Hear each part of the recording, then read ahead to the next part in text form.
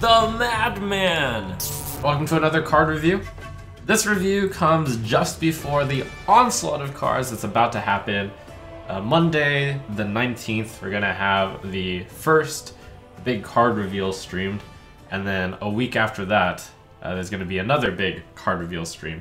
And then in between that, there's gonna be lots of cards released every day to be reviewed. Right before then though, let's take a moment to appreciate the calm and just review 3 of these lovely cards. And let's start with Belligerent Gnome.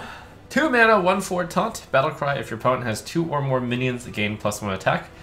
Even though there have been some class cards that have seemed comparable to this in the past.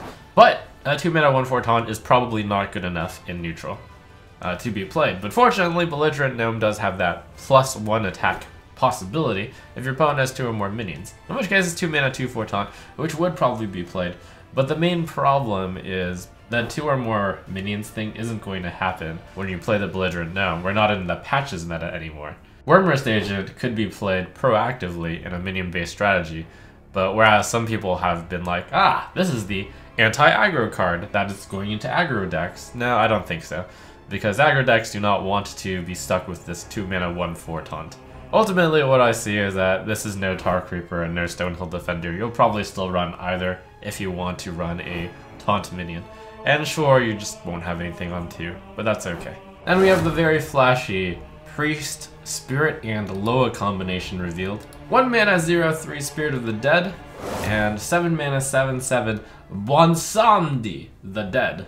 Are these 2 cards going to make a huge splash in the Priest meta? Are they going to bolster up current decks? Are they going to blaze the path for new ones?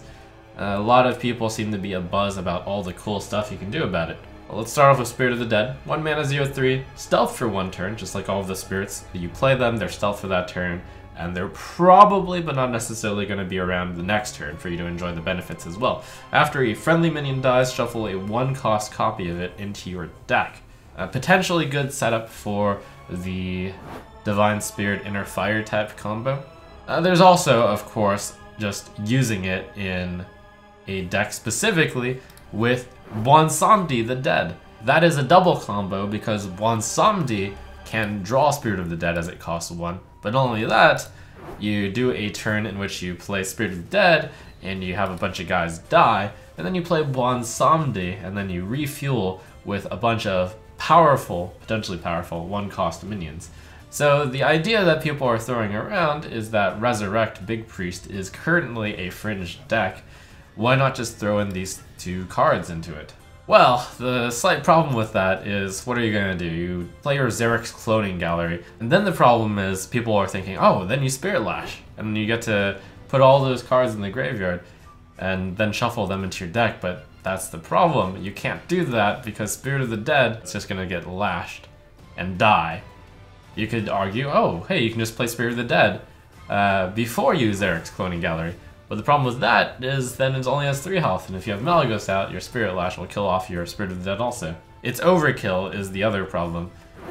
Like, when you use Xeric's Cloning Gallery and you get all of that stuff, you're already on the path to winning. There's no need to overkill with playing the Bonsandi. So one might argue, well, Bonsandi is kind of good just by itself. Compare it with Ancient of Lore. Bonsandi can easily draw multiple cards, and that'll give.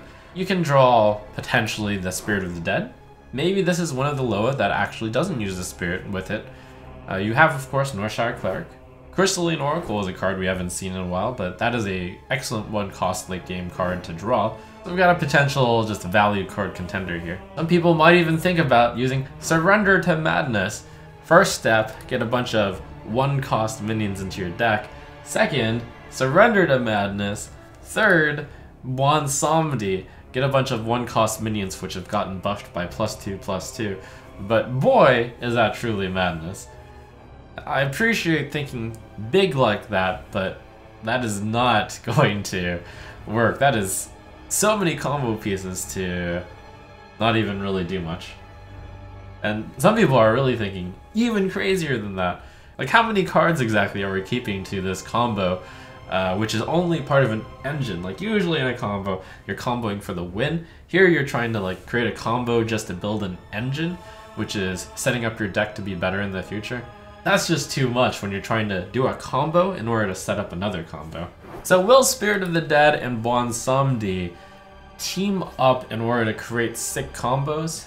Well, we're gonna have to see, but I think based off of just the current cards right now, I don't think that's going to happen. So that's a small amount of cards that we're gonna see today, but look forward to Monday, where I'm sure we're gonna see a bunch of crazy new cards. And who knows, maybe you're going to see a really crazy card soon from yours truly. Better than UI? Honestly, this card could be better than Ultimate Infestation. I'm gonna say that with a straight face. If you thought drawing 5 cards was good, you aren't thinking big enough. I've said too much. Thanks for watching, good night!